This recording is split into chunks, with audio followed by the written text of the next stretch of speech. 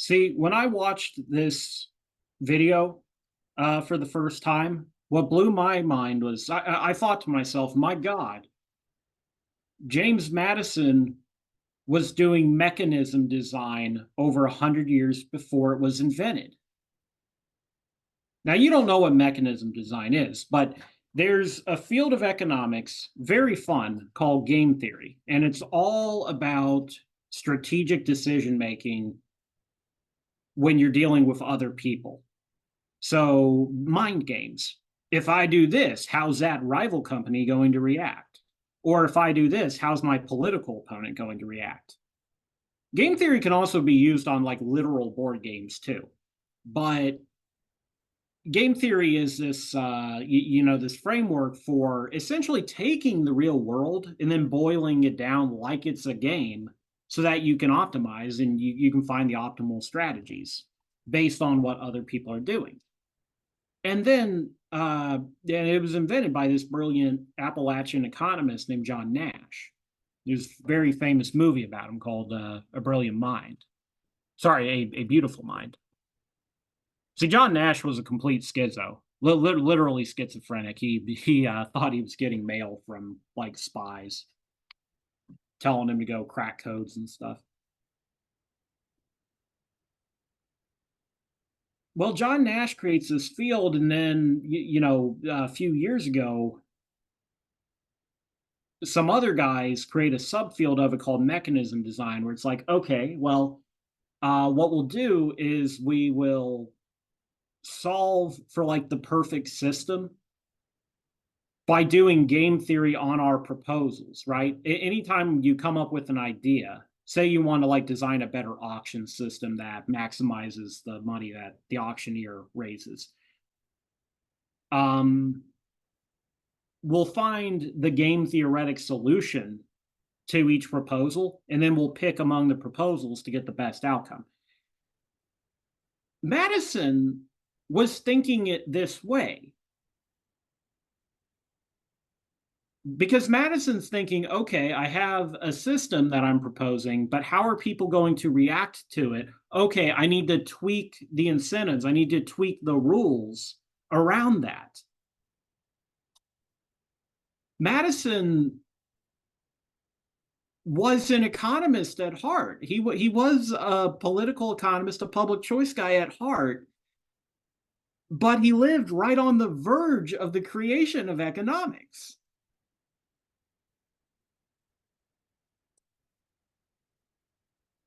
Now, Madison's genius is going to create the very opposite of what most of the world had, and in a lot of places still has.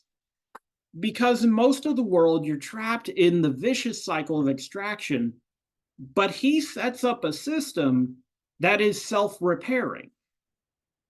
The early United States, well, frankly, it was a great place compared to Europe. It was, I should have said this back when I was talking about why it succeeded. America was already one of the richest countries in the world, even before it revolted. And I have no doubt in my mind, Pennsylvania is one of the best societies that has ever existed, ever. But look up William Penn. If you don't remember him from high school, he was a beautiful human being. Had a great deal of respect for the Indians. Always tried to treat them fairly. Always tried to treat everyone fairly. Well, the early US has problems compared to today. It even has some problems compared to Europe. But Madison is thinking in terms of a system that has the capability to reform itself. And he's also thinking in terms of protecting people from the depredations of other people. And so you wind up with a system that doesn't just introduce a few inclusive institutions, it's primed to implement more of them. And the more inclusive it gets, the more pressure there is to extend that, right? To extend the sphere. And so you get a society that is designed to try to become the best version of itself instead of the worst version of itself. Now, I don't want you to take me for one of those people that thinks the Constitution itself is perfect. I'd make tons of changes to it, and you're allowed to, right? It's been a long time since people have passed any amendments of note. Probably we should do it a lot more often. But it worked. It really worked. You know, this is one of the world's second longest lived government. It's one of the world's youngest nations. Now, a nation is not a government. A nation is a people. You have a lot of governments that are really young, especially in Africa, where they only decolonized in the late 1900s. But the peoples that lived there, the society they had, it goes all the way back to the Stone Age. Folks have been living on that land forever. This country, its people, its culture has only been around for hundreds of years in a world where time is measured in thousands. And despite that, its system has lasted longer than anybody else except for its own parent, Britain. Because the system worked and because the system was flexible. I told you way back when I introduced you to Adam Smith that he writes his Wealth of Nations in the same year as the Declaration of Independence. And I hope that at this point you get the significance of that. Because Madison and Smith have different subject matter they're studying, but they think the same way. Smith sees this complicated, chaotic world where everyone's out for themselves, and he accepts that. He accepts that that's how it's going to be, but he also says, if the rules are good, we can still channel this ambition to do something good for one another. People's will can be bent, it can be guided in the direction of public service when it comes to life, to daily life, to producing goods, to working, to selling, to taking care of each other's material needs. And along comes Madison at the same, well, Madison's Constitution, that's in the 90s, but he and the rest of his generation come along all the way across the pond, and they're thinking similarly, we don't have to rely on a king to make the law.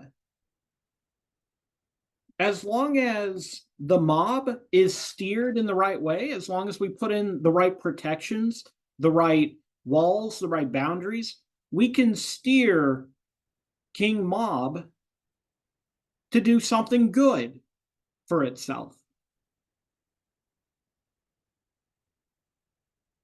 The underlying values of capitalism and of modern republicanism are the same.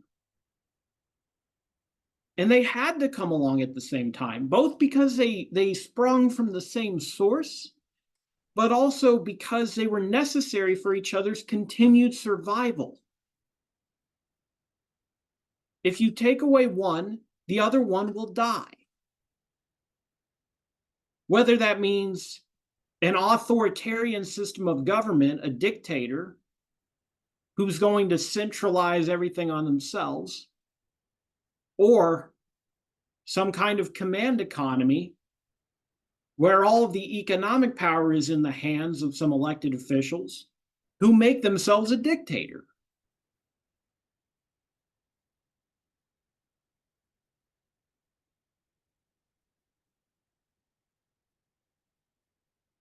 Capitalism and democracy are made for each other. It's this beautiful pairing of each other, like male and female. They they add together into something that is stable, something that lasts, and something that is capable of creative change in a way that neither is capable of on their own.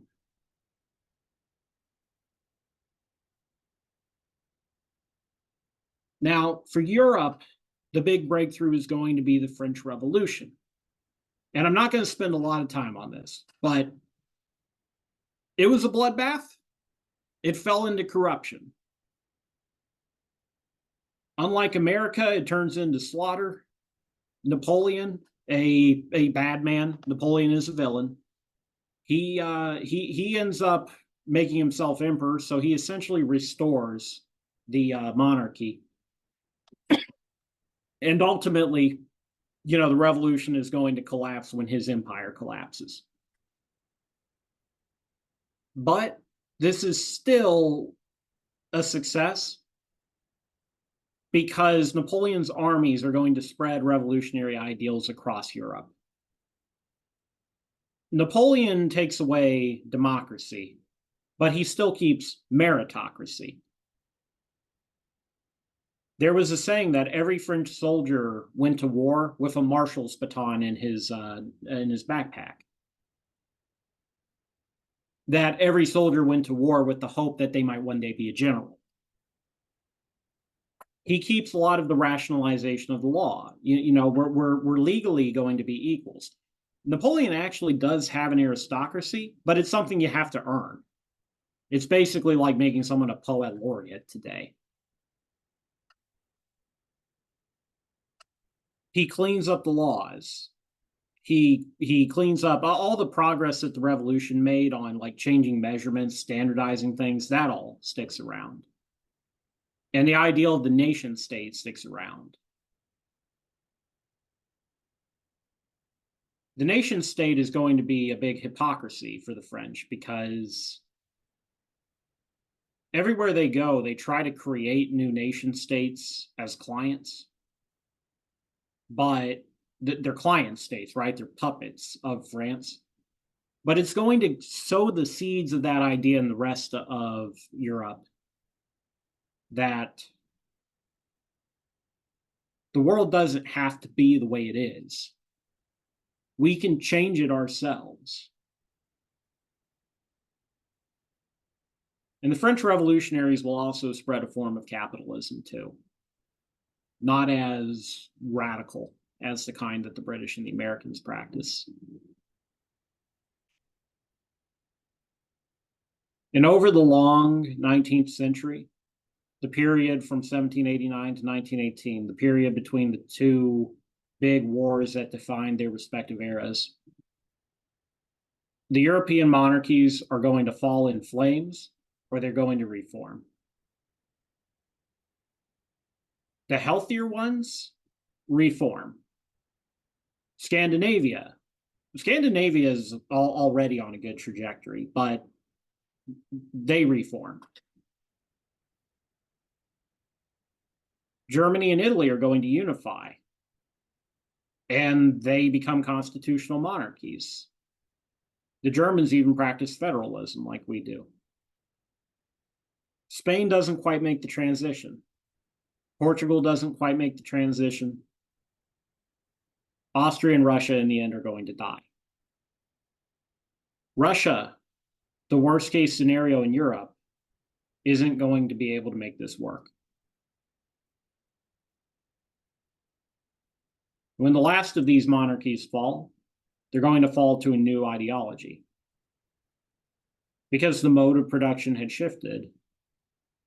And so the conflicts driving the march of history shift too. And thus we are led to the rise of communism.